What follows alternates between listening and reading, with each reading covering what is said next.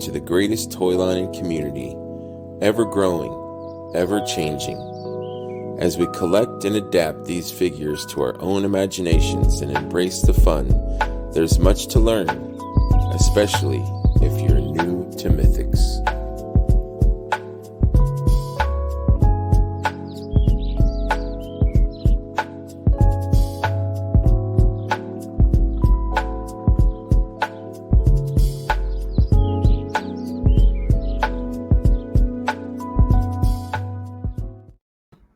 Hey everybody, welcome to another episode of New to Mythics, episode 26 with Rob Zamora. How are you, sir? How you doing? I'm doing well. How are you? I'm good. Wait, did you do the Spock thing? What was that? Yeah, Spock long thing. and prosper. Yeah, but my finger is over here. I was like, what's he doing? What's going on here? That's the wrong show, man. We don't do that here. No, I'm just kidding.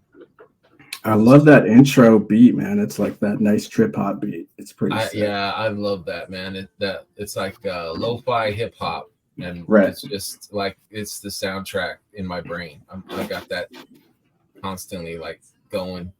It's nice. I like it. It's soothing, mentally soothing. Oh, yes. How you doing today, man? Just trying to prepare myself for tomorrow. Going back to work. End of the month kind of. I understand. Yeah, I understand. I know I got an early start now. I got to be there. Well, I'm there at 8, but I got to leave at 7. But you know how that is, man. Living in the LA area, you got to plan. Yeah. I get to work at 5, so I got to be up by like 4:30 in the morning, which is sucks. But you probably beat a lot of traffic though, going that early, right? Well, no. Here's the fortunate thing. I work 5 minutes down the street from my house. Oh well, hell, man. Yeah. If it really comes down to it, I could sleep in, but I have to get up and help make my daughter's lunch for the day and prepare her and all that stuff. So my wife is struggling to get out the door. Yeah. Yeah. I was gonna say, if I would wait until the last minute. If I worked that close, I would be like hopping out of bed and showering and eating and be like out the door like in the last 10 minutes before I. There are days where that happens, man, and then sure there are days where I just know I can get in and just sit at my desk for like at least a half hour before I start the day, and it'll be okay. At least I'm at work, so. Yes, exactly. So I've seen your name ever since I've been in the community, which is not very long. I've seen your name. I haven't really talked to you much. You did send me a message. I think it was on Instagram, and you kind of gave me a few pointers, I think, and I really, really appreciated that. Like you told me, I think to like listen, and okay. So before I sent that, I was contemplating back and forth about sending it to, because I was like, man, is this going to be like a dick message? Is this going to come off? I shouldn't send this. But I'm like, well, maybe he'll just understand and understand it's not coming off and it's just like constructive criticism. But I was just thinking, just send it. And then if he says something, I'll just tell him like, hey, dude, I wasn't being a dick. I hope this doesn't come off rude. And I'm glad I did it, because I was really like fighting, like thinking that it was going to come off like, dude, who are you? You're like, no, or something. Not at all. Yeah, I just, from the second I started watching your show, I was like thinking to myself, I really love the show. And because not many people talk about how they got into the line, and every YouTube people that does something related to Mythic Legions just kind of jumps into it. They don't really start from the beginning. So it was cool to see you doing that. And I was like, all right, I'm going to just see what happens. I'm going to tell him what I think. And if it goes good, cool. If it doesn't, well, then I'll know that I was being a dick about it. Yeah. No, I totally appreciate it. And basically what Rob said was, listen to what they're saying. Don't like cut them off. Cause I'm like, and I was like, I get so excited about something I want to say But like when you're doing like this kind of like visual recording and like people don't understand, it's not like it's a conversation, but it's like you have to stop or you're going to talk over each other. And like I didn't understand that. I was just like so excited. Like if somebody said something, I'd be like, oh yeah. And then you know, and Rob's advice was basically stop and listen and let them finish what they're saying or their thought and then respond. And then because also I was distracting. So like I would be like, oh yeah, but what about, and I do that in real life. It drives my fiance crazy, is I'll say something like in response to what you're saying, and it throws your train of thought off. Like I have a habit of doing that. That's so funny you say that, because my wife says that about me too. She'll be just like, can I finish what I was just saying? I'm like, sorry, I gotta watch myself. But yeah, apparently I do that a lot. Yeah. But I can't remember who you're interviewing. Yeah, she's like, I love you, but shut up. Let me say. Yeah, totally. That's how my wife is. But the person you're interviewing was telling some story. Me too, because he was saying something, or he was telling a story, and you were like, you said something, and he never finished his story, and it got me thinking, like, what was he going to say about? You're that? Like, because I wanted to hear it. Wasn't No, it was like one of the very first episodes. It was like way back. Yeah, I'll have to go back and have them on and be like, you remember that when you were telling me? Finish that damn story. But yeah, I appreciated that. Like if anyone has any kind of, I'm not master expert at anything. So like if people have advice, I will take it, because I don't know what I'm doing. I'm just like, I had the idea of this show, like just talking toys among friends, and it was interesting. So I'm like, let's do this. And I always thought that, you know, hearing people like how they came into the line and the stuff that they collected and like the thought process of collecting and all that stuff was interesting. So I was like, I'll do a show and see if people will be interested in it. So it's a great idea. I love it. It's because you wonder like how they got into it, and for the most part, it seems like a lot of people, it's a pretty common interest, and they almost have like the same backstory. It is. There's a lot of Motu and stuff, but I've noticed. So you sent me some slides, and I saw no Motu. So I'm more interested now. Yeah, I mean. So take us back, Rob. Take us back. I'm trying. So you have that 1A team slide. Yes, and let's bust that. As far as I can remember back, that's like my first memory of toys. And I remember my dad buying that for us. And when I say us, my older brother and my younger brother, he brought it in. And I vaguely remember watching the A-Team show. Yeah. We watched a lot. My brother was really into B.A. Baracus. I was Face. Oh, Face was my guy. Yeah, dude. He was pretty badass. God, what was the other guy's name? There was Murdoch. Murdoch. Yeah. My younger brother was Murdoch, and my dad. Yep. And I just remembered vividly playing with my dad for maybe 3 days, like with that whole setup. Wow, I love that, dude. I've never heard someone say that. Like I've heard stories about people like their dads or their moms buying them, you know, toys and figures and stuff, and I'm like, that is so cool. I love that.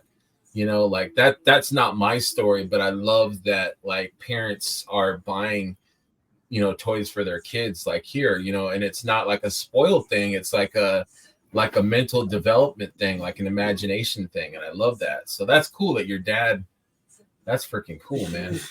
It was pretty cool because my dad worked graveyard a lot. So we rarely saw him. He would come home, you know, early in the morning, and then he would leave within like 2 or 3 hours to go work his second day job. Mm-hmm. Then he'd be gone most of the time. And we didn't really see much of him until like the weekends hit, you know, where he somehow made it where he could work just the weekdays, both graveyard and the day job, but the weekends he had off. But make time to play with you guys. Yeah, if he wasn't hanging out with his buddies in the apartment, Yeah. drinking, doing their Yeah. thing. But Now, how has that affected you and your kids? Like, are you more cognizant and aware? Like, you know what I mean? I want to make sure and balance, work and time with kids, kind of thing. Yes, in the sense I had a weird. So that was like the good part of my childhood, but it just kind of got rough towards the middle as I started getting older. My parents weren't around as much as when I turned 12, it was kind of weird and rocky. So because of that, basically I feel like I want to be around for my daughter because I didn't have that growing up. Yeah, no, I get that. I get that. And I think it's awesome that, some people don't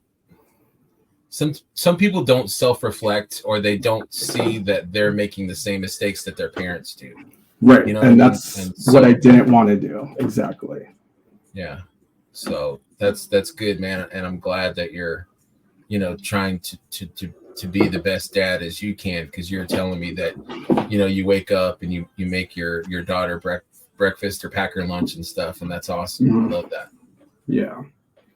But, I mean, like I said, that's my earliest, what I remember about toys.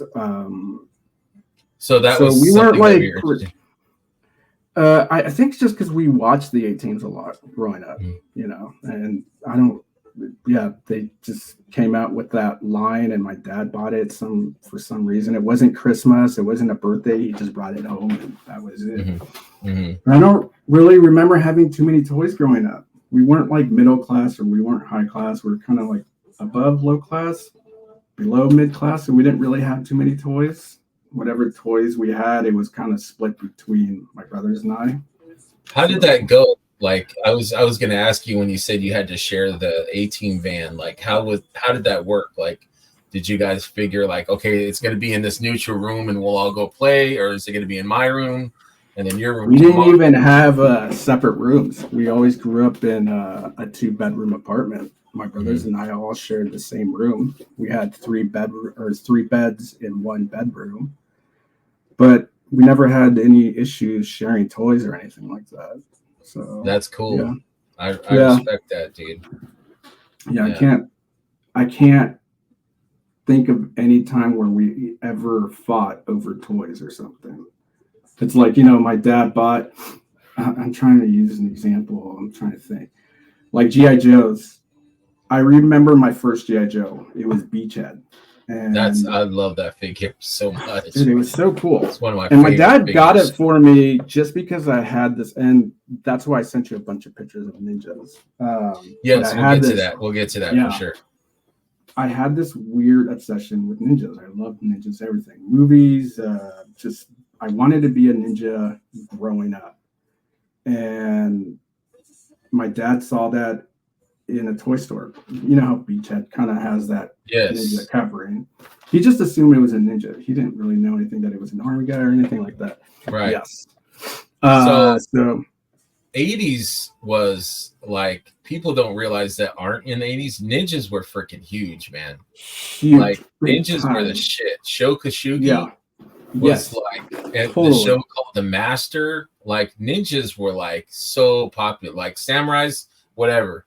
Ninjas, that was like the cool thing to be. So like, I'm with you. I was totally there, dude. It's like that thing where like they had that period of time where zombies were cool or vampires were cool. There's a period of time in the 80s where ninjas were cool. It's like ninjas everything. And man, I just loved it. Ninja everything. Everything. It was cool. But so we got Beachhead. I can't remember what my brother got. I think he got, I think it was Flint or Falcon. They always looked similar to me when I was younger. I can't remember. But that was it. Like, we just got one G.I. Joe, and that was our G.I. Joe, and that was it. We never collected, like, Like we weren't like some of those people who just had like, when I was growing up, I had just a shitload of GI Joes, all these Transformers. We just had like one single figure between all of us, and that was yeah. it. I think though that like that makes you appreciate what you have.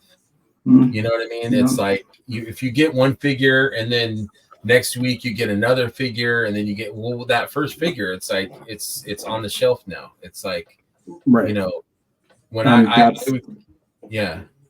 I'm trying to think, where is it? So now, like, and we'll get to that later, but when Classified came out, I mean, I wanted every single one, but the first ones I wanted were the Beachheads. Like, oh yeah, I wanted absolutely. I love for that nostalgia mask. reason. What kind of mask was that? That's freaking cool. That's the one that came with the whatever that female ninja was or something.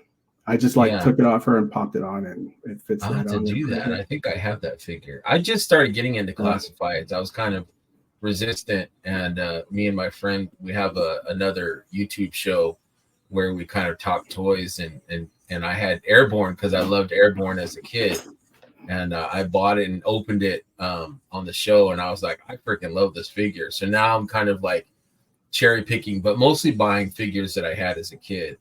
Totally, that's what I did. Awesome. They're awesome figures. Classified is what sent me down the collection rabbit hole. That's what started it all. Which is really so. Beachhead was kind of your first back into figures kind of thing, or no? It was Alley Viper. So I have a friend. So I collect records, vinyl records. And I have a friend who collects vinyl records and toys. And his Instagram is pretty much vinyl records and toys. And one day he posted a G.I. Joe classified Alley Viper. I think it's when they announced the release of the Bat, Alley Viper, and one of the Cobra officers. He just posted it up. I hadn't been collecting anything at that point. I just saw it and I was like, dude, what is this? Like, I remember Alley Viper back in the days, in the 80s or 90s. And I hit him up. I'm like, what is this? Is this like a custom thing that you did? And he's like, no, it's some new line that Hasbro's doing, G.I. Joe Classifieds. I'm like, what? And that just like set me up. Just like, I started doing research. I was like, exactly. Yeah. But it wasn't, I think that was like the beginning of COVID. So it wasn't a thing where you could just pop in Target and pick up like Alley Viper. It took me quite a while before I actually found one. Yeah, I remember that. I didn't mean to jump too far ahead. I still wanted to talk a little bit about your childhood and stuff. So you guys were kind of good kids, and you shared toys, and you didn't have that. Like, I need to get all these. You were happy with the toys that you had. So progress from there. So you had what was the first? You had the 18 figures, and then I think the next thing was after that was Braystar. That was like the big thing. Okay, yeah, I had that. I had Braystar. That was awesome. And I think you asked like the Motu stuff. So like Saturday morning cartoons. It was like just a lineup of just cartoons, right? There's like Motu, Braystar, Silverhawk, Thundercats. But I don't know why Braystar stuck out like the most. And man, I really wanted that Braystar. Yeah.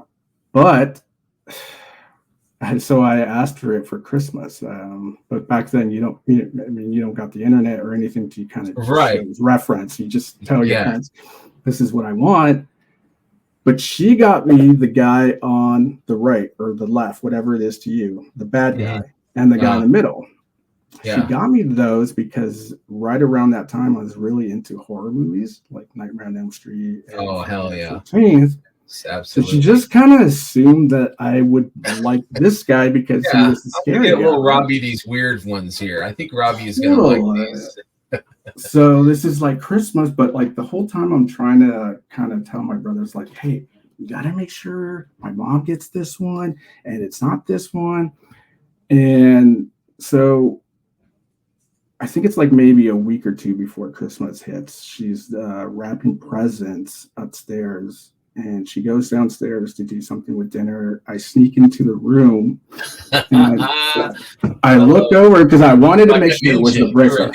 Like the ninja, dude. Embracing the ninja, the inner ninja. Yeah. I was telling my brother Jim, like, keep a lookout. Yeah. And so I sneak into the room and I see the bag and I open up and there's like a bunch of toys and I'm trying to figure out like where it's at. And I just see the top of the box, right? Yeah. And all it says is Brave Star. And my brother's like, she's coming. So I just grab the bag and throw it back. And I'm like, okay, we're good. She got it. Didn't really realize it wasn't the actual bracelet. Yes. So fast forward to Christmas, I open it up and I'm like, oh man, it's not that Brave Star. It's the bad guy. Which wasn't bad or anything, but like I said, she just assumed that that's the one I wanted because I was into horror movies. Yeah. Yeah. And so did you ever get a Brave Star? Dude, Greg, for the longest time, I should not. It was like this weird thing where I'm just like, one of these days, man, I will get it. I never got him until Ramen Toys released the. I was just about to ask you. You should get that Ramen Toys one. Yes. And I got that just. Good? He's pretty cool. Where is he? I don't even know where he's at. He's actually pretty cool. I bought the Silverhawk figures from them, and I'm looking at. I have the Ramen Racer here. What did they say? Because I don't know if it was Curtis that said maybe he didn't like it, or maybe I'm thinking of the Super 7. I think Terrence St. John said he had an issue with his martial law or Brave Star. Okay, so yeah, his leg fell off or something. I think Terrence. There's a couple things that kind of. So it's like right here. I put one of the family poncho, but oh yeah. Okay, so they have like these little, like his little holster thing, but the nub for it, right? It's so small, so when you try to peg it in, doesn't stay. Like you could blow on it and it'll fall off. Oh. So I don't even put it on there. The hat, it doesn't stay on. I heard about the hat thing. I heard about that. Yeah. I had to put like some sticky tack on there to keep it from falling down. Aside from that, it's a really cool figure. Like the sculpt and everything's cool. It moves pretty well. It's like nice and smooth. And like I said, it looks good. Out of nostalgia. Nostalgia. I mean, it's better than the 80s, obviously. It's really cool. I like it. Nostalgia like totally fuels a lot of us as collectors. You know, like we had such a good time as kids, you know, and I've talked about it before, like how we're manipulated by these shows and cartoons, you know, to buy the toys like Thundercats, Silverhawks, and Motu, and you know, Sectars, and all these, you know, even 18, you know, they're coming out with all these toys and stuff, and I think now the nostalgia is still there. So like, you know, they're remaking like the whole Masters of the Universe.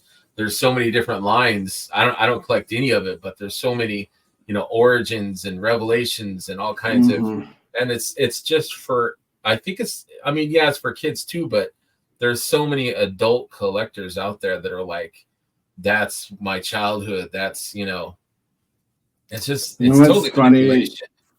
You talk about it, Centaurs were those guys that have the things that clip onto them, right? That was another line that my parents bought for us. Anything that would come in like multiples that they could just split up between the three of us. That was always like a big thing. I think that's cool though. Because like I hate to say it, but you guys seem kind of like an anomaly, because I know other brothers and sisters, like me and my sister, we were like cats and dogs. Like we would not be able to share. I mean, we're both good people, but like sharing stuff was like not our, you know, like this is yours, that's mine. You know, this is going in my room, and you know, or whatever. But I love that you guys, you know, shared and took care of the stuff and kind of respected, you know, the mutual toys. Yeah, Karen, I can't remember ever arguing or fighting over toys. We just always just You guys were good whoever was kids, playing man. with it, and that's who played with it. Yeah. But you yeah, guys- like there's that. I sent you the picture of Guts when those things came out, or the Muscle Men, those like pink Muscle Men. Those were like another big thing that my parents used to buy because dude, it was just muscle like was you could, yeah. You buy multiple. yeah, you could just exactly buy a box and just you guys can just share it. Here's another one that you sent, and I Mhm. loved it. Like this, and not a lot of people like bring it up, but Wheeled Warriors. Okay, so I sent you this because this is something I really wanted when this came out, my brothers and I. But they were just, I don't know if they were super expensive back in the day. We just never got them. I don't remember. I don't remember how much they costed. I remember I was lucky enough to get the one with the arm. That's the one and I wanted. It kind of came in a cool, like a box, and it had all the little parts and stuff. Right. And I love that thing with all of my heart. Like it was like the greatest. Like I'd watch the show and like have my little car there, and I just loved it. But I think maybe the show was so short that maybe the toy line kind of dropped or something. I'm not sure, but I think I only saw it like once at the store. Yeah, who was it? I think it was Bobby Bala that was talking about that, and he was trying to buy the rights to make them. Dude, I would die. Yeah, but he was saying something like he didn't get it like approved or something like didn't go his way, but he was just like, man, I really wanted to do these, and he didn't know if he wanted to do it in 4-inch or 6-inch, but he really wanted to do that, and that would have been pretty cool. Hell yeah! So have you ever, like I know how you bought, Brave Star. Did you ever go back and buy like the toys that you had as a kid, or are you lucky enough to still have like the 18 van and stuff like that, or any of your childhood? Nah, I mean, just like my parents went through a divorce, so it's just kind of weird. My mom didn't really save any of that kind of stuff. And I don't think I've ever gone on eBay or Mercari to look for like old past toys. Like when I was sending you these pictures, right? Like oh my God, you have one that's so cool. Guess you know how much I paid for this fucker? I paid $100 for this. So cool. But like, I'm like, because my grandma sold all my stuff when I was a kid. And like, I think that scarred me, dude. Like, I wanted all my stuff back. So like, I was slowly, I have like a Power Lord. I've got like a Centurion because I was like you. I didn't have a lot. I was like, what I had, I cherished. I didn't break my stuff. I adored. I had one Thundercat, maybe two. I had this. I had one mask car. I had the. I had one mask car. Which one was the Condor? That's the green motorcycle.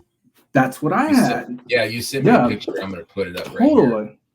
I'm kind of cycling through the slides here, but I cherished my stuff. So when she sold it, like it messed me up, dude. Like I loved my stuff, and so now I'm kind of like I don't spend a lot. I mean, other than this was like a birthday present last year to myself, but I try not to spend too much because a lot of the older stuff is like so damn expensive. But it's funny because to answer your question, no, I haven't. I don't have any of the old toys, and I haven't gone back to. I mean, I'll go on eBay and just look, but even when I was sending you these pictures, I was looking at them like, God, we're pretty lucky. The toys that we collect now compared to what they used to be in the 80s, because some of the ones I was sending you, I was like, that just looks terrible. Yeah, right. Yeah, I know, dude. Some of the stuff. Yeah, it's pretty bad. Like there's that Gambit that I sent you. Oh yeah, that coat. Oh my God, what is it like? Coat, dude? Vinyl or? Yeah, I don't know. It's so funny. I was laughing when I see that. Remember seeing that for the first time in a comic book store. My buddy and I think we're in the 4th grade, and we're pretty big on Marvel and Gambit. I think he probably just came out, but we've never seen a toy figure of Gambit, and we saw him at a comic book store. And he was $30, and I mean $30 back then when you're like in the 40s. Yeah. So, but my friend Chris, man, he just had a serious toy collection for somebody my age at that time. And we went back home, or his home, and he asked his dad, "Hey, Dad, can I borrow $30 or something?" And his dad was like, "Well, what do you need it for?" And he's like, "I'm just going to go get this toy from this comic book store." And he's like, "I don't have any cash on me, but here, go ahead and take my credit card." Wow. We're just like, I thought that story was going somewhere else. Like, no, take a girl out, man. I'm not giving you $30 for a figure. It was funny. He gave it to him. So as we're walking out of his house, we're like, "Oh my God, what are we going to go buy and stuff?" His mom stops us in the driveway. She's like, "What are you guys up to?" We're like, no. So Chris is all, "Well, I found this figure and I really want to buy it." And she's like, "Okay, well, how much is it?" And he's all, $30. She's like, $30? Like, what the hell? And he's all, "Don't worry, Dad gave me his credit card." And she starts laughing. She's like, "No way. Hand that over." Took the credit card and gave us exactly what we needed, and that was it. Yeah, totally. But, she did. Oh, sweet. Okay. That once again, the story went a different direction. I thought she was gonna be like, "Hell no." Start a paper route. His parents were really nice, and that sounds nice, dude. That's generous. But that was one of the Gambits. We picked it up. I remember it looking exactly like that, with that cheat code and everything. Now, did the coat did it limit the articulation? Did it rip? Like, it looks like it was one of those things where if you move the arm up, it would just slowly start moving kind of back down. It's like, because of the coat.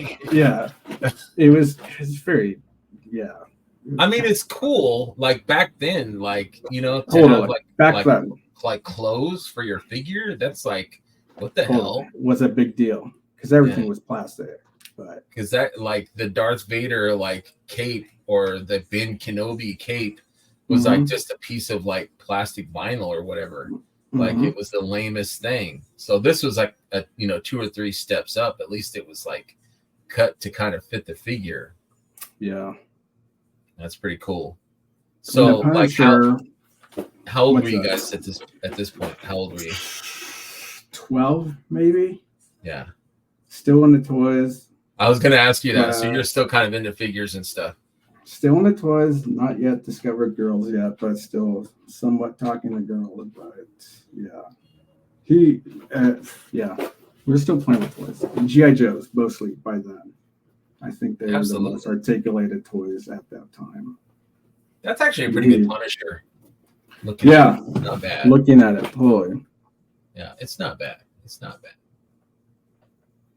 Yeah, I was trying to find a symbiote Spider-Man that they released around this time, the Secret Wars. It was the first one that came out, and it's funny because I saw that. I really wanted it, and my uncle at the time I knew was a pretty big comic book reader collector. And one Thanksgiving, I was telling him, I was like, "Do you remember this store called Gemco?" Oh, hell yeah, dude. Yeah, it's kind of like a Kmart or something. Yeah, there was Zodi's, Gemco, and Fed Rated, I think, and we used to go shopping there a lot. But they had that Spider-Man there, and I really wanted it. Anyways, I told my uncle about it, and I'm like, "Hey, did you know that Spider-Man comes in a black suit?" And he starts telling me, starts geeking out. He's like, "Yeah, Secret Wars." This and that. First appeared in episode 8 of Secret Wars. It's funny. That was symbiote that toy. But I tell him about the toy, and he's "Oh, do you mean this one?" And then he turns over, and he has like a stack of toys in a box. Wow! And he pulls it out. I'm like, "That's the one!" And blah blah blah blah. Anyways, fast forward until now. I recently saw him a month ago at my niece's graduation party, and I was telling him about that. I'm like, "Do you remember this time?" And I just told him the whole story, and he's like, "Yeah, kind of vividly." And I'm all, that like sticks out in my head so much because recently I I think they just released like a Marvel Legends hardback symbiote Spider-Man, maybe 2-3 years ago or something. But I picked it up, and when I picked it up, it reminded me of that day, and I told him about that, and he's all, I still have that Spider-Man in the attic. And I'm like, are you serious? He's like, yeah, everything that you remember from that day, I still have in the attic. Wow. Yeah, it'd be That's crazy awesome. to see that. Hell yeah. Yeah, I remember seeing, like, I didn't get a lot of stuff, but I remember going to stores and like seeing. I remember I saw the symbiote Spider-Man, and I don't think I had it as a kid. I had like the first few that came out. And I remember seeing Daredevil once, like in a Woolworths or somewhere. And I've always loved Daredevil, so I was just like, oh, whoa, man. And I never saw it again in any other, not until like I was an adult, I saw it again, but I never saw it or ran into it. But that was a good time. Do you jump on eBay and try to find toys from when you had? I try not to do that too much. Like if I did, like all my money would go there. But like things that I really, really like, that Wheeled Warrior, you know, every once in a while, like I had a neighbor kid that loved that had the old Star Trek. I think they're made by Mego, but they're kind of like dolls, but they were like really advanced action figures for the time. And they had like Mego Superman, Mego Batman, but they had Star Trek, and I always like admired one my neighbor friend had. So I kind of like went on a tear a few years ago. I was like, this was before I was into Mythics. I was like, you know what? I never had those, so I'm gonna pick those up. And it's almost like rewarding yourself, or like, you know, I'm okay now financially. I can have a few of the things that I always wanted as a kid. I can do now, and it kind of like scratches that itch, and then you're on to the next thing. So I'm trying not to do that too much. Totally. That's what I was going to do with the Brave Star. But have you seen how much one of those goes with just for like the inbox? It's ridiculous. It's like almost buying an Otho. Wow, that's they're not even like in mint boxes or anything. Just beat up, but yeah, it'd be kind of cool to do. Yeah. Have you gone to that Frankensons? They probably have one there. Yeah, I have been there multiple times. That place is really cool. Yeah. I like the older. Awesome. I like the one before it moved, that version. Yeah, totally. Kind of like this giant old warehouse just filled with stuff that you can never, like every time you go, you see something new and amazing and expensive. And did I tell Jesse, or I can't remember, maybe I was talking about it on the Just Shelve It when I went there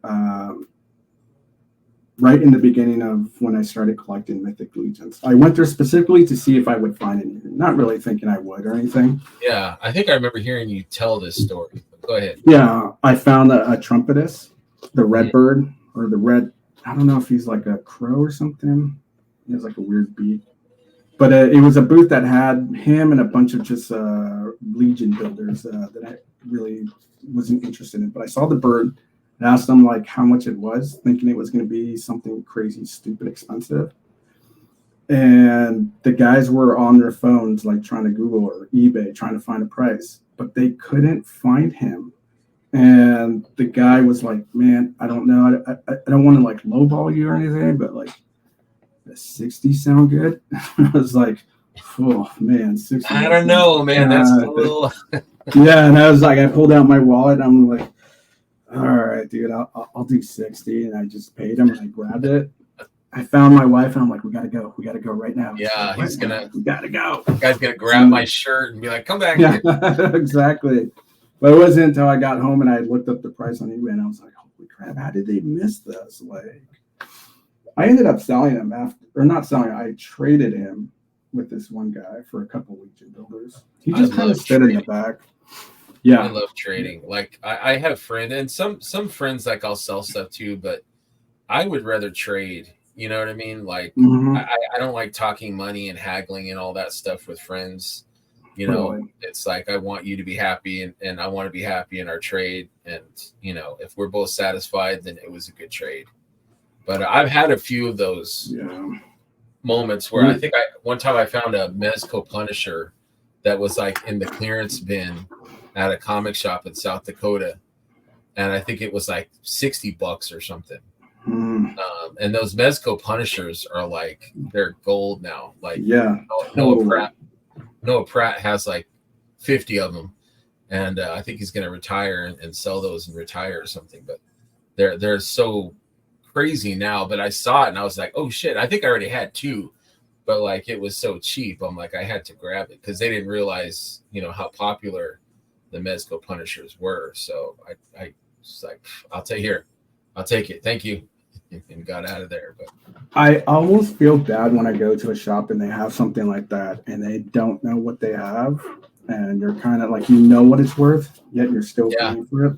Like that's how I got my first Vorgas, the first one. My friend found it in Germany at some. Oh wow! He was like backpacking, and what the hell?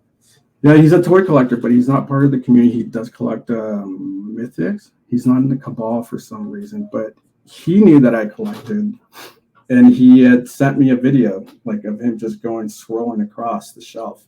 And I'm like, hold on, dude. I'm like, what is that? And I'm like, is that Vorgas right there? And he's like, I think it is.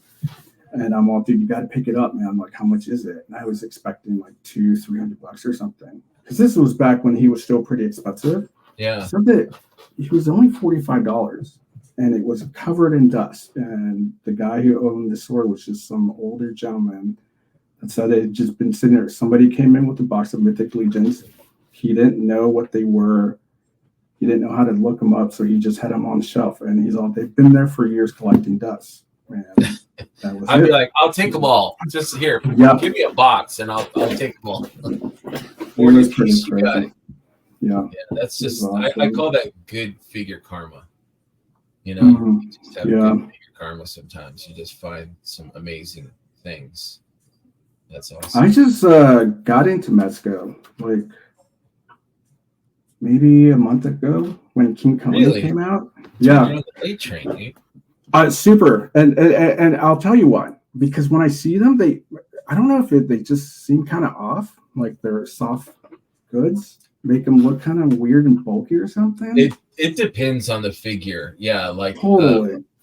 The Gotham by Gaslight is a beautiful figure, but it kind of looks like a child in like oversized clothes. You know what I mean? It's almost like the clothes are kind of too bulky. That is what I said to somebody. I said it almost looks like the guy that your parent hires for a birthday party and they're dressed up in a superhero costume. Right. Yeah. It's kind of like oversized, for the figure. Like they need to make the figure, because I think they have like, I know they have different size bucks, but like they need like a more like, like maybe a more athletic slimmer. Right.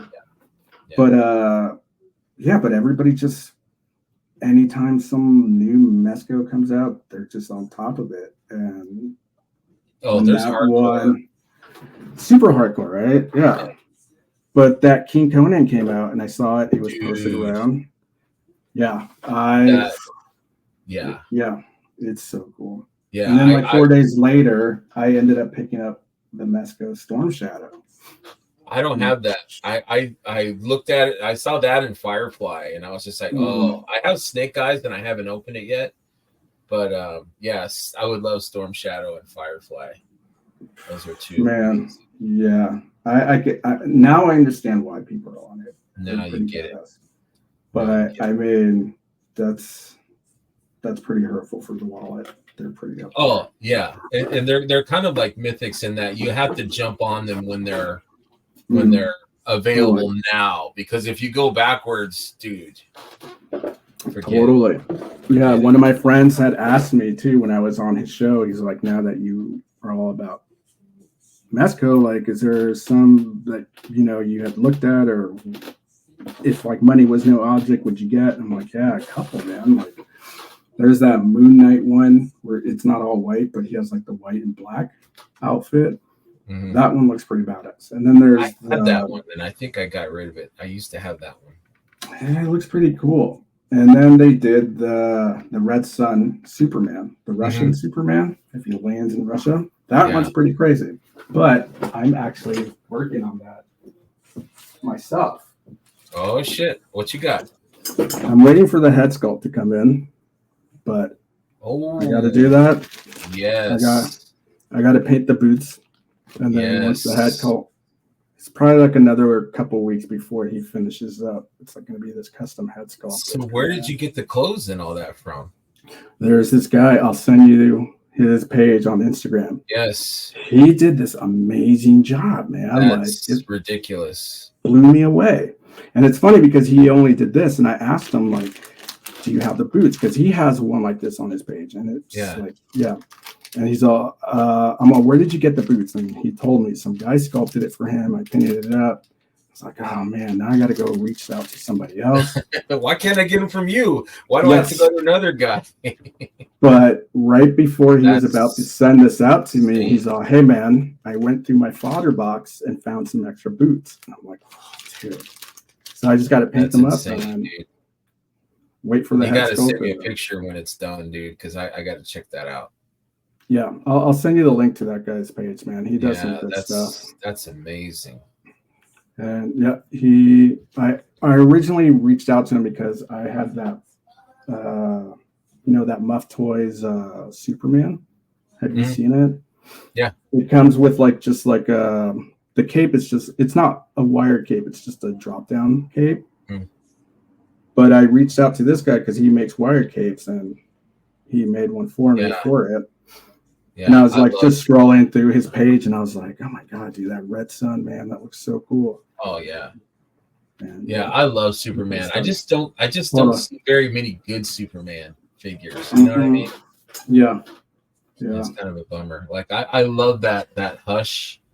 Is it Hush Mythics Superman? Like I have that, yeah. It's such a damn good figure. So like good. It's almost too articulated, but it's a beautiful. It's a beautiful. I have like a little shrine. I'll have to send you a picture. I've got like a Superman shrine. I've got like so do I. Henry Cavill. Do you? Yeah. We'll have to compare our shrines. Yeah. In fact, what I'll do is send me yours, and then I'll post both of ours on the comments when your show comes out. Yeah. It's funny. Yeah. Superman growing up was always like, there's always Batman. Batman is Batman. Batman is also. But it's like the actors that really made it for me. Mm-hmm. Christopher Reeves was a great Superman, and then they had like those in between Supermans until Henry Cavill took on that role. And I was kind of like, who is this guy, dude? This fucking movie's gonna suck. And I watched it, but like, dude, for me, I loved it. I thought Man of Steel was the shit. Totally. He's the definitive Superman for me. He's just so badass. And the same thing with Christian Bale. Like for me, a lot of people think Michael Keaton.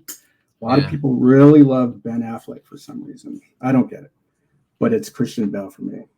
Christian Bale was a great Batman. I wish that they could have kept making or made at least one or two more. Totally. After the third one, or like maybe if Heath Ledger had lived, they would have made like a couple more. And I was really hoping for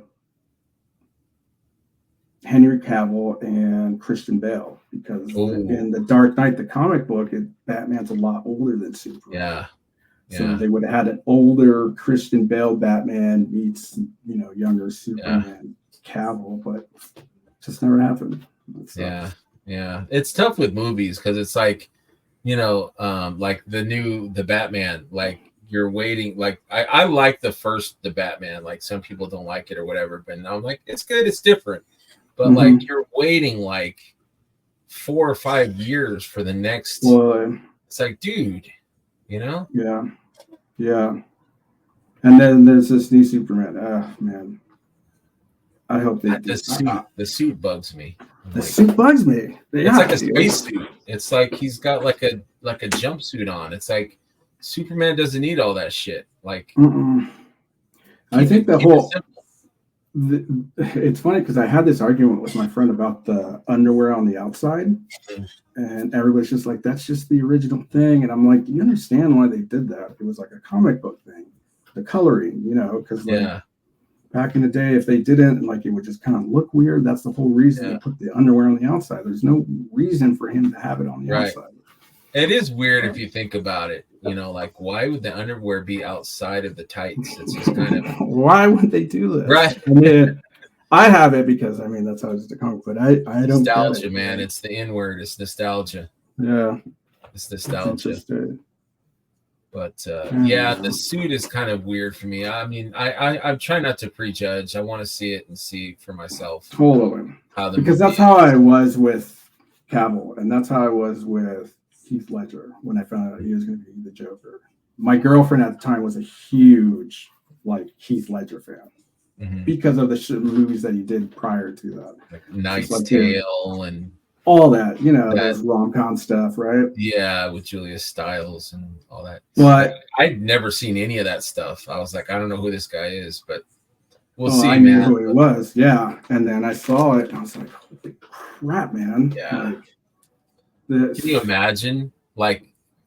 That's what sucks. I mean, not to take anything away from him passing, but you finally find a great actor for Batman and a great actor for Joker, and they finally really at the end of the Dark Knight, they're finally able, they know about each other, and so the next movie is going to be where they really go at odds, and it never, And I was like, oh, damn. They were talks about the third one that they were going to have Joseph Gordon-Levitt, because he kind of looks similar to Heath Ledger, play little scenes of him inside Arkham Asylum as a Joker in some weird angles, not fully where you could tell that it's Joseph, but just enough to where it kind of looks like Heath Ledger. But they just ended up scrapping it in the end. Yeah. It's a bummer. What could have been? What could have been?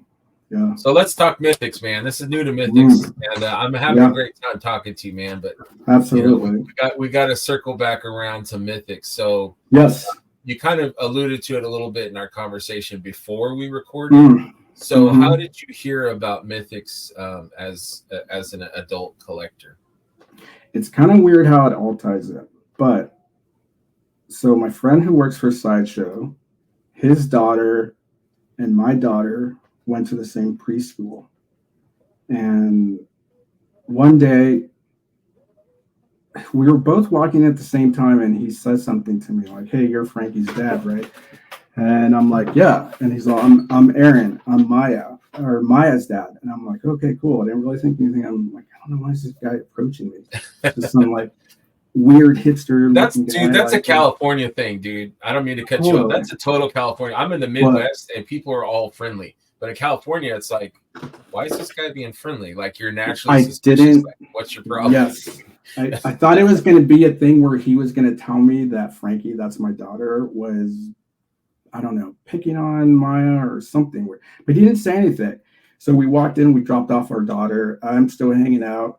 And then as I'm leaving, I'm talking to the director of the school. And then I leave, and he's standing by his car. I'm like, what the fuck, dude? So I start walking towards my car, and he kind of walks towards me. I'm like, hey, man. And he's like, hey, so I guess Maya and your daughter are really good friends. And I'm like, yeah. Okay. And he's like, I was wondering if you want to swap numbers. Maybe we can have a play date for them outside of school. And I'm like, yeah, sure. Why not? So later that day, I pick up my daughter. I'm like, hey, Frankie, do you know who Maya is? Because I've never heard her talk about her, but she's like, yeah, she's my best friend. And I'm like, what? Your best friend? Okay. I'm like, all right. So we set up play dates for them. And this is just where we're meeting at parks, where we still haven't gone to each other's houses. And we haven't done that for 6 months. And then I eventually go to his house. He's like, hey, come on over. Go over to his house, and his house is just covered in what you would think somebody who works at Sideshow house looks like. It's just collectibles everywhere and Seafobi, vinyl toys everywhere. I'm like, oh shit, he collects toys. Yeah, I'm like, dude, Yeah, and prior to that, I asked him what he did for work, and he just told me that he was a sculptor. He never said he was a sculptor or a toy sculptor or sculptor for Sideshow. I'm like, what do you do again? And he's all, I'm a sculptor, and I'm like with clay or something. And he's all, no, for a toy company. And I'm like, what toy company? And he's all, it's this company called Sideshow. And I'm like, dude, you make it sound like I've never heard it. Like Sideshow, Right. dude. Yeah. And he's all, you know who they are? I'm like, yeah, dude. Like, I know Of who Sideshow course. is. And he's all like, how do you know that? And I'm like, well, dude, like, I collect toys. He's like, what? What kind of toys do you collect? And I'm like, 6-inch figures. He's like, what? I'm like, G.I. Joes. And he's like, oh, cool. And we just started talking, and I still haven't discovered Four Horsemen or Mythic Legions, but he tells me, he's all, you should check out this company called the Four Horsemen. They make high-end fantasy D&D type toys like Conan and stuff, like He-Man. And I'm like, oh, okay. And he's like, my friend works for them. And I'm like, yeah, I'll check them out. But I didn't really check them out. Yeah, like, I was still pretty. I'll look into Yes, it. I was still pretty heavy into GI Joes, and I was collecting a lot of Mayfax and V toys and indie stuff. Good stuff. So I sent you that slide of the picture of the ninja, the red ninja. The Yes, V toys let's go to that. That is a beautiful. It's a crazy I was ninja. going to ask you about that. But so I was following 5K Toys, and they had posted this picture that it was going on pre-order sale. I was like, oh man, it's such a great ninja. I'm gonna pre-order this. And that sent me down just a rabbit hole. I started like searching custom ninjas, just anything ninja on Instagram, like hashtag ninja, whatever. So it kind of reawakened your. Yes, but it somehow brought me to Jeremy Gerard, and he has a hashtag of a ninja, just ninja something. Yes. Okay. And that was the slide I sent you Where's for. it at? Let me see. I got it here. A ninja fox, right? Yeah, the kitsune. Yes. Here it is. That one. And I was just blown away. I was like, oh my God, dude, ninjas. And I love fox. Like my whole family, we have this weird obsession with the animal of a fox. And yeah, I was just like, holy shit, dude, like where can I buy this? And I started looking around, and then I realized, I realized that it was a custom. I was like, oh shit, dude. So keep in mind, I still don't know about Mythic Legions. I still haven't researched the Four Horsemen. I don't know who Jeremy is or what his role is in Four Horsemen. I just thought he was some guy who made customs. So I sent him a DM like, hey, dude, I really love this custom you did with this ninja fox. And he's like, oh, thanks. I'm like, how much would it cost to get one done? He's like, one exactly like this? And I'm like, yeah. I went on your website because he has his own standalone website where he gives a list of recipes for every custom that he's ever done. And so I told him, I'm like, hey, so I went on your website and I saw your recipe and I bought the figure. It's not here yet, but I'm not great at painting. So I don't know what like that would entail. And he's like, wait, so you got the figure already? I'm like, yeah, I bought it off this one. I forget what the store was called, but it was going to be here in about a week. And I said, and then I can go on this other store called the Legion Shop and I can buy the fox head. And he's like, okay, hold on. You want this fox? You want it exactly like this? And I'm like, yes. And he's like, and you have all the parts already? And I'm like, pretty much. And he's like, okay, send it over to me and I'll get it done for you. All of a sudden, that figure, which was a Legion Builder Goblin, whatever that body is on, shows up to my house. I opened it up just to make sure that that was the figure. I didn't even take it out. I didn't take the body out. I didn't do anything. I just looked at it, closed it back up, made a label, sent it off to Jeremy. He told me, don't worry about the fox or the fox head and the swords because I can get those from the Legion shop. And I'm like, well, am I going to have to pay you for them? Or like, what's that going to be extra? And he's like, no, I know the guy that works for Legion shop. And I'm like, oh, okay. And so 10 days goes by and he DMs me, he tells me it's done, and he sent it back. And I finally get it. And that's the first time that I've seen a Mythic Legion, even though it's not a Mythic Legion, it's a custom. Wow. I opened it up and I'm like looking at it, playing with it. I'm like, man, these are really freaking cool. Mm-hmm. So that started the whole thing. I'm like, okay, looking at it, I'm looking at the box. I'm like, Mythic Legions. I turned the box around, reading all the little things on the back. I'm like, huh. And then I noticed that it says 4 Horsemen. I'm like, wait a second. This is that company that my friend Aaron's talking about. Right. No way, dude. So then I start Googling the 4 Horsemen. The website comes up. I see everything that he had told me about. I was just like, holy shit, dude. And that sent me down a rabbit hole. I just started doing research, everything. And then I see Jeremy's name on the website, and I'm like, holy shit, dude. Wait a second. This guy's just not a customizer. He works for the 4 Horsemen. Right. Everything just started to fall into place. Now I know who he is. And I just, it went down from there. And this is the guy. That's awesome, dude. And this is my first technically Mythic Legions. Right. But that is beautiful. After that, I just started picking them up left and right. And do you remember your first 1 or 2 that you ordered from? Yes, it was Delphina and Hydrona. And I didn't order it from any shops out here or Store Horseman. I got it from AliExpress. Oh, really? Wow. So that showed up, and then I just started getting more and more. I love those 2 figures too. Those are good ones.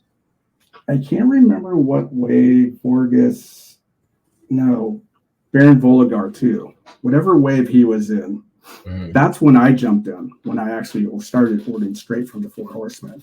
Right. But that wave came in. They showed up. I had them displayed over in my display case. My friend Aaron came over, the guy who works from Sideshow. He's like, hey, show me your collection. And I'm like, yeah, sure. And he's all, is this the stuff? And I'm like, yeah, this is the stuff your friend works for, right? He's like, yes, George Gaspar used to rent my place in Burbank. He's telling me that whole story. But he's looking at Baron Voligar, and he's like really amazed. He's like, holy shit, man. Look at this. Look, the paint job is really amazing. Look at this. And he's talking to his wife. He's, look at the scope on this. And I'm like, yeah, it's pretty cool, huh? And I'm all, dude, check this out. I just got Storm Shadow from G.I. Joe Classified. So I hand it over to him. He's like, oh, dude. I'm like, what? And he's like, what is this, man? I'm like, what, you don't like it? And he's like, I don't know, man. Like, this is cool. He's holding the Mythic Legions. And then he's holding the Classified. He's like, this is kind of trashy. Like, this is no, dude, the plastic's all weird. Like, look at the paint job on this. Like, oh. And I didn't really think about it like plastic. I'm like, plastic is weird. What is he talking about? And then I started playing with both of them, right? And then just one thing led to another where I just kind of started like realizing how much more Mythic Legion is just like a better product. Oh, yeah, for sure. And I just started noticing everybody who was, I started following more and more people. And then I think when I had finished my conversation with Jeremy after I'd gotten the thing, he's like, hey, if you really like Mythic Legions, go to this group on Facebook called the Cabal. I'm like, yeah, okay. He's like, it's all Mythic Legions, everything you want to know. Like, it's a really cool group. And I'm like, yeah, for sure. But it wasn't until I joined that I noticed that everybody was doing their popping and swapping and customizing and painting. I was like, holy shit, man. After that, I got rid of every single classified that I had. I've been telling them. Right. It was just done. And I haven't looked back.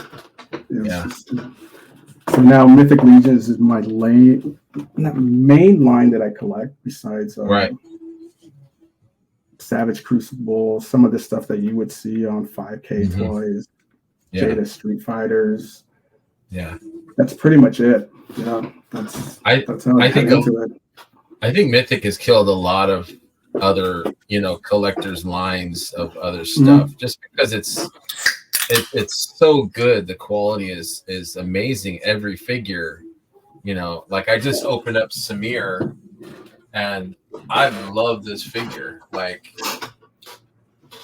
I have him too. So damn. He's such a good. Yeah, totally.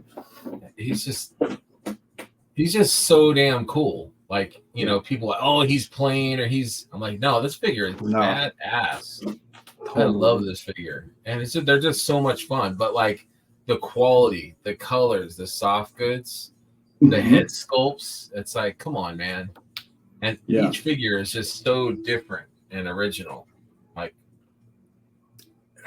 it answers every question. Like, I don't need to collect anything else. This shit is just too good. Another thing that kind of sold me on Mythic Legion was just the Cabal and the people in there. And I was part of a lot of different toy groups before the Cabal. And man, it's pretty day and night with the Cabal. And say it really is a classified group, which is like kind of crazy, man. Like there's some people on there that just, oh man,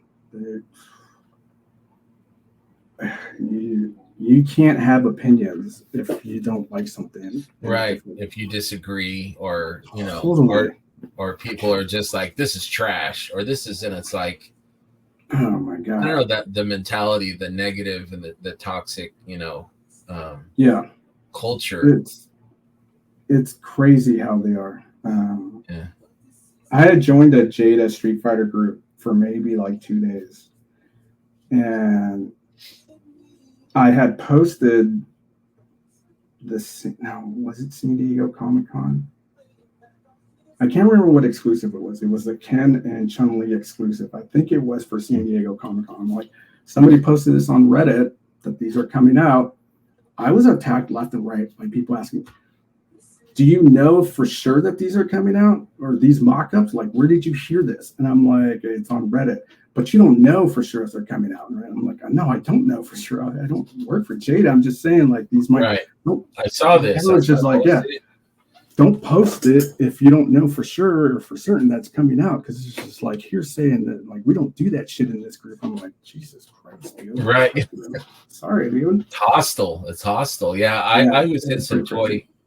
I was in some toy groups too, and just like the way people talk to each other, I was like, do you talk like that to people like in person that you know, or people on the street, or like people at your job? Is like everything is like snarky and snide, and it's like, I don't like GI Joe classified people are the worst. I mean, like, I get, like, if that's what you collect, cool, collect it. But man, I've met some crazy, like, they're just like, I've never talked to more homophobic, racist, bigot type people than I have when I just in these classified groups. It's alarming. Yeah. And when you really think of it, it's like, dude, what are you doing here, man? Like, you're giving me shit over a figure that you buy off of fucking Target for like $24. Right. Yeah. I don't know. There's a lot, and I'm sure it's in everything, but like in the toy industry, there's just so much negative. You know, I had been in a few groups, or I had talked to a guy named Brick Solo. I don't know what his real name is, but he was on a show, and I don't know the name of the show, but he was like the only one that was positive about Super 7, and like everyone else was like, Super 7 is trash, their figures are garbage, their their quality control, and I hate Brian. And Brick was like when did this become like a thing where you hate like everything that's, you know, it's like, can we be subjective? Can we, like, you know, every figure is a different figure. It's not, you know, if there's a problem, you know, he was just trying to like show a different point of view. And I'm like, dude, thank you. Like, cause I was typing too. It's like, you know, let's be positive. Like, you know, like, let's walk in maybe the developer's shoes, or the person that owns the company or whatever, not just Super 7, but like any, you know, and I think maybe like Four Horsemen and also Brian from Super 7, they kind of opened me up to realizing that they're people just like us, like they're fans just like us. You know, you meet Jeremy, like Jeremy was cool to do that, you know, for the custom, like, and you get to meet like these guys like George and Chris and Diego and, you know, or Brian Flynn, and you get to meet them and see that they're real people and they're real fans. And, you know, I mean, like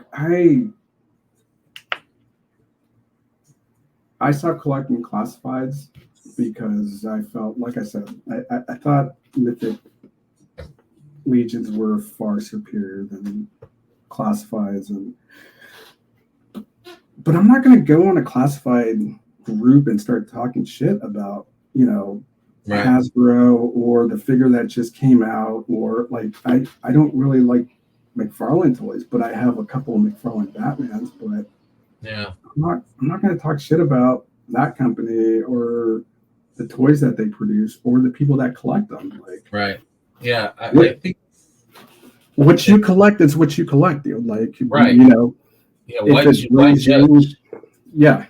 Mythic Legions is cool to me, and McFarlane's cool to you. The joy that Mythic Legions brings me is the same that McFarlane brings you. It's like, but yeah, I mean, I agree. I'm not going to talk shit, or that's what you like. But some people don't think of it that way. There's just, I mean, the Cabal have their group of people that talk shit left and right. But what can you do? I don't know. Yeah.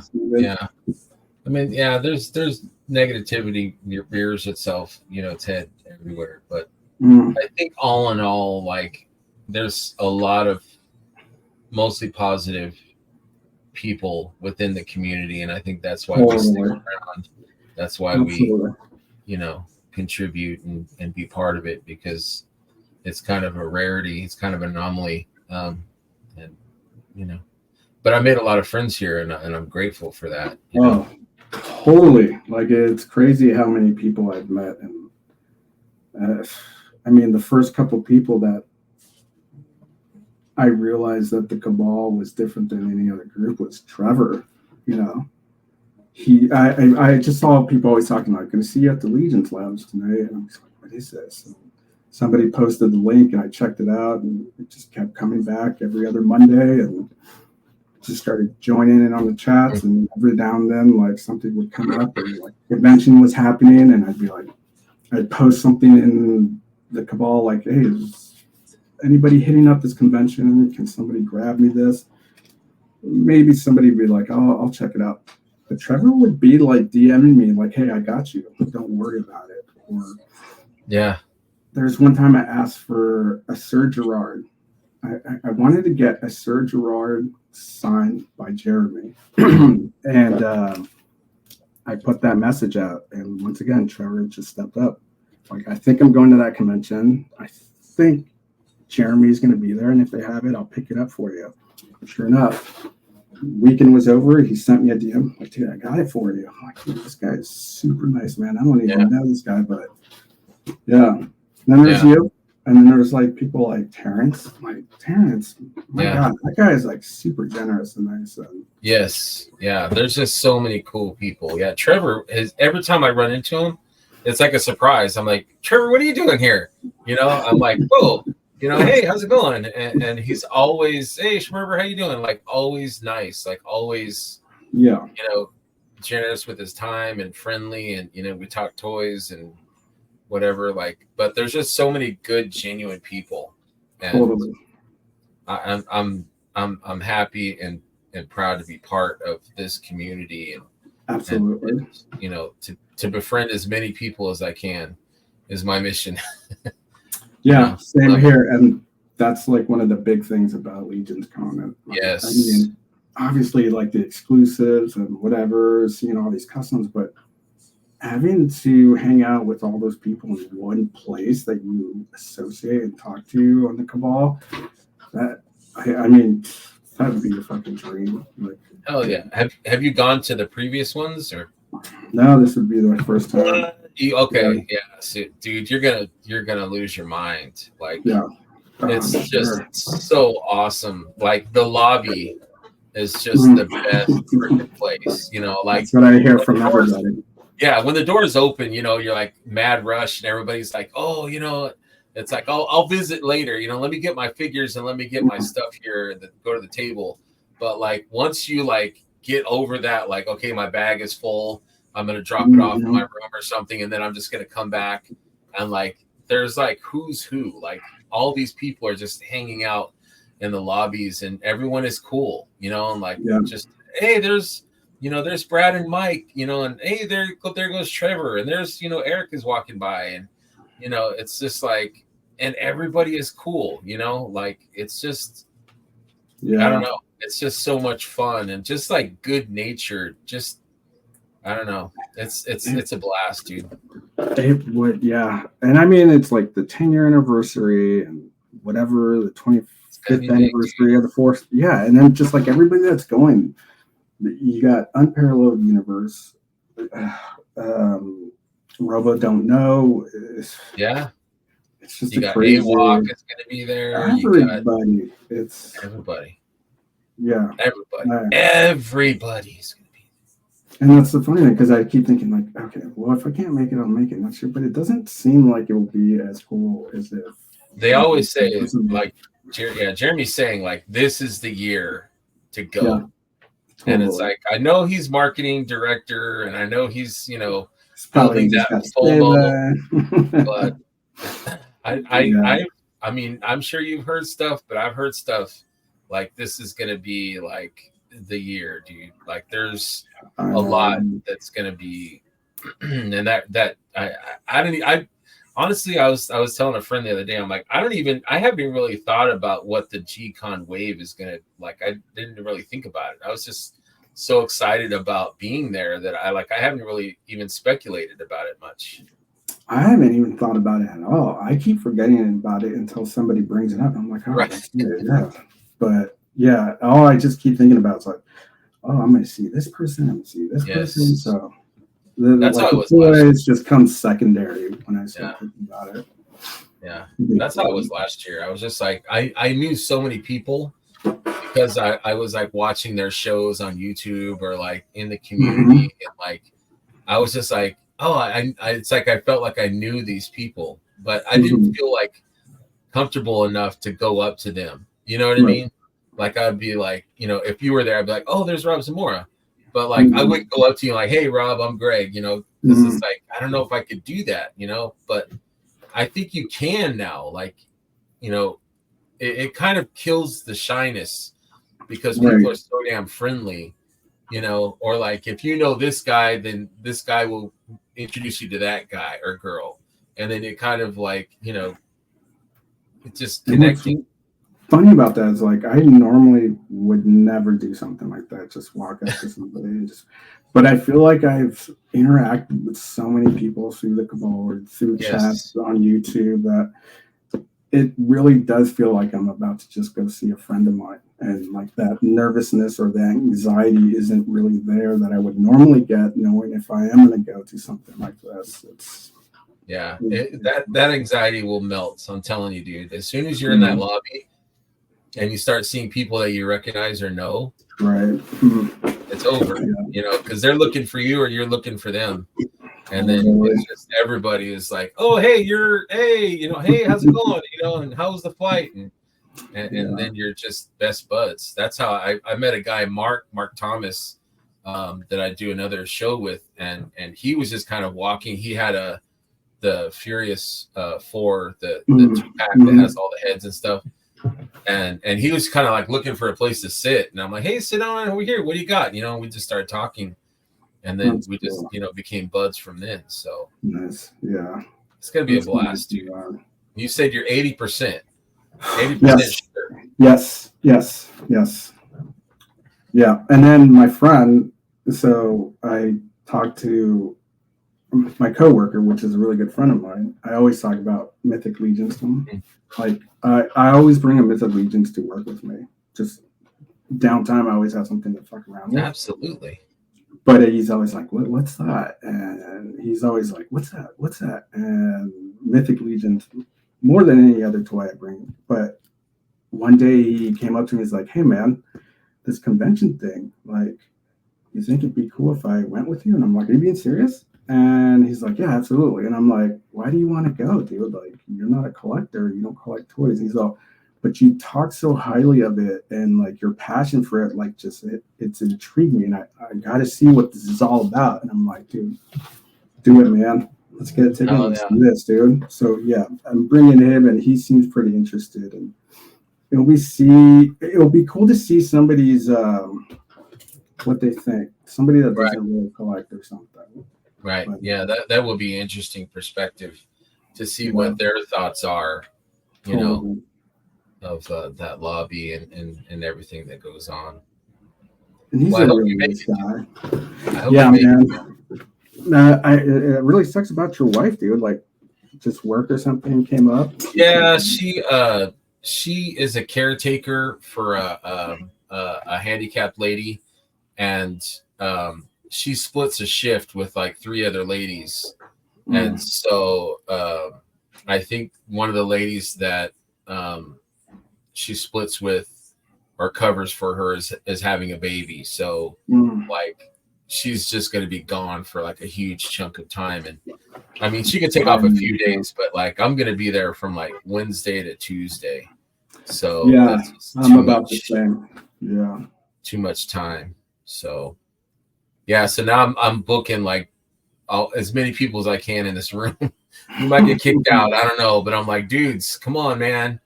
You know, let's do this. We got the room with 2 beds, and I was thinking, man, maybe you should just cancel yours and take one of ours, dude. But we should talk about that more. Yeah. Shoot me a message and we'll hash it out. Yeah, we'll figure something out. Yeah, I appreciate you. What was that? Go ahead, sorry. I was gonna say, who do you got lined up next to get on New to Mythics? On the show, the next person? Yeah. That's a good question, dude. There's some people that I've been like I talked to Trevor, he's kind of busy. I wanted Diego to come back.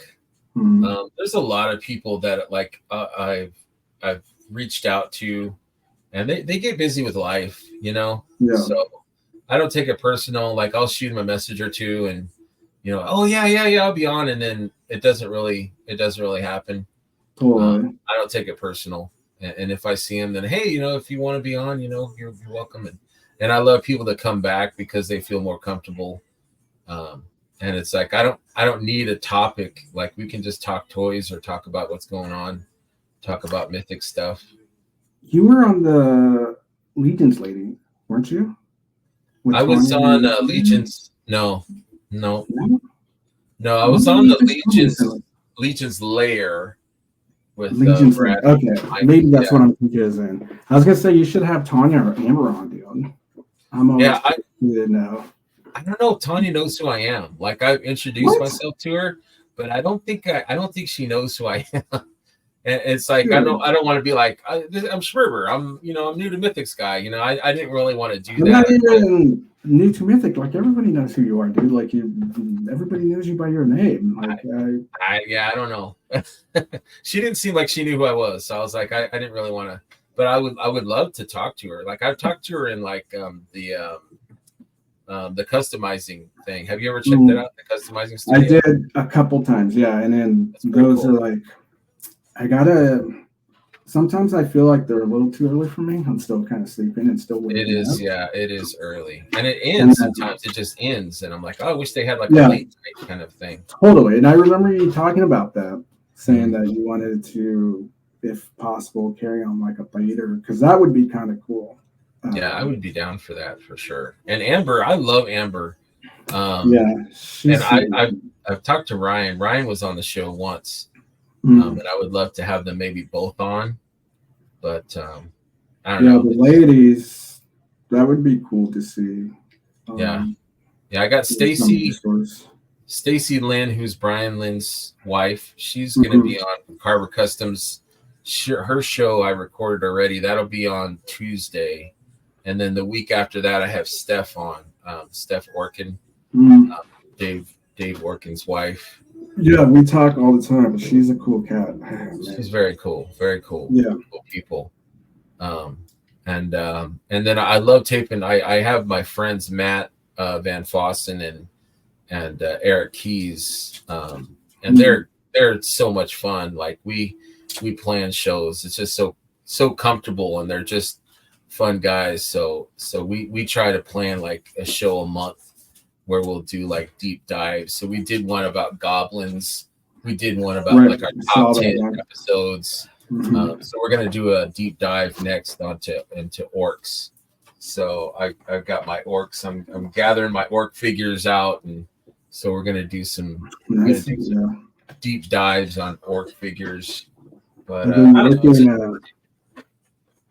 What was I gonna say?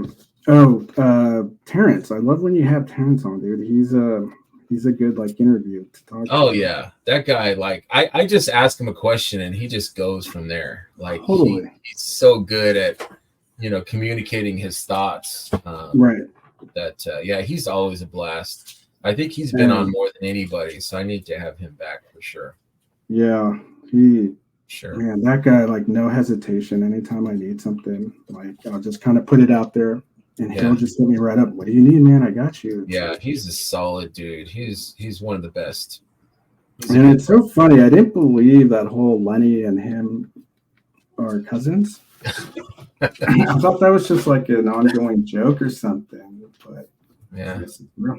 It's pretty cool. I don't know. I have no idea, but they're both great guys. So.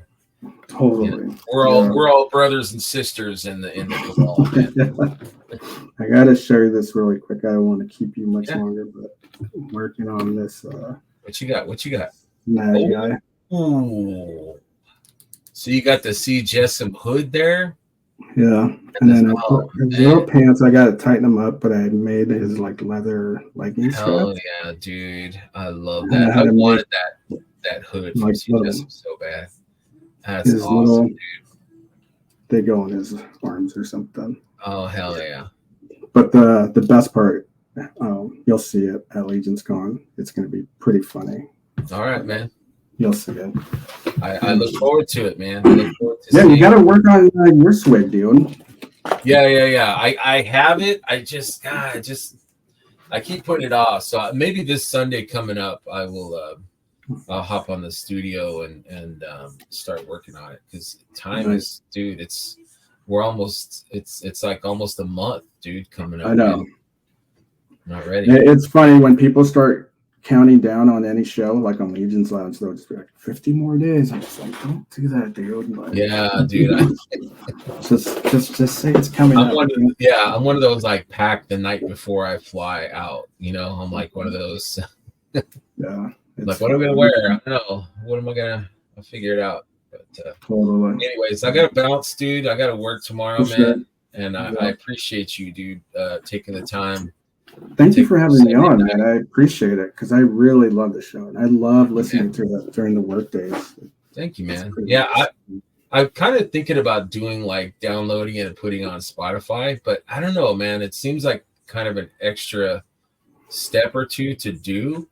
Mm-hmm. I was talking to Jordan about it, like in the Purple Gang, and he's like, "Yeah, we tried doing that, and like nobody listened. So it's like, why, So, but I like the ability to be able to listen while I'm working, because I can't really watch a lot while I'm working, but I can listen. So it's kind of like a way to share, what you're doing with people even more. Like it's another way or another medium to share. So I'm looking into it. I'm not sure, man.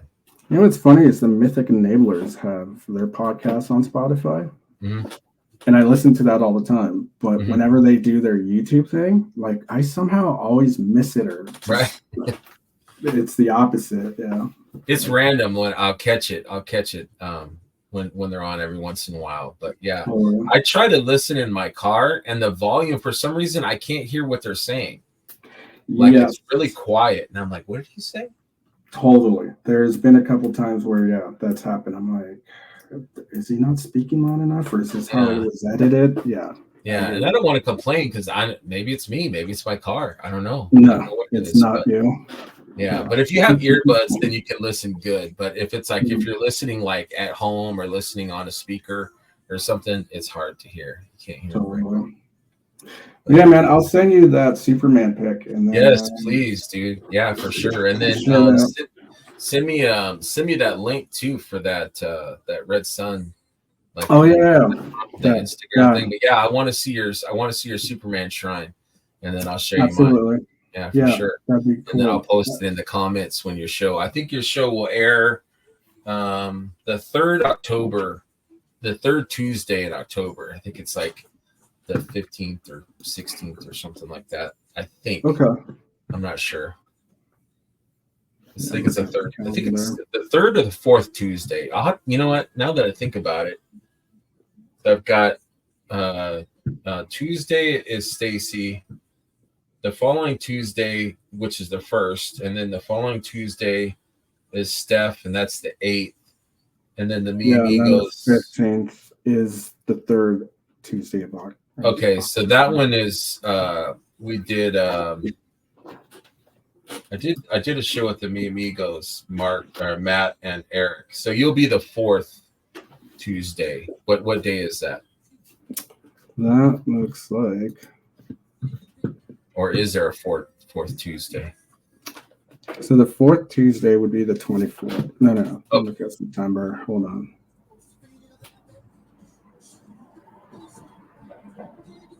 That would be the 22nd. Okay. And then the following Tuesday would be the 29th. Okay. Cool. Yeah, so that's when you'll be on. Awesome, dude. I appreciate you again, man. Thank you so much for your time. Absolutely. Yes. And thanks people for watching and subscribing and all that. I can't thank people enough. Thank you guys so much for watching. I appreciate it very much. And if anyone has more suggestions or things I could do to make the show better, let me know. If somebody wants to be on the show, hit me up. I'm always down. And with that, thank you, Rob, very much for your time, dude. I appreciate you so much, man. And I will see you soon. Absolutely. All right, man. Have a good one. Thank you, guys. Live long and prosper. Later, man. Remember, friends, to always have fun, be curious, share, and enjoy what this line has to offer. Come for the toys, but stay for the friends. Good night, and thank you very much.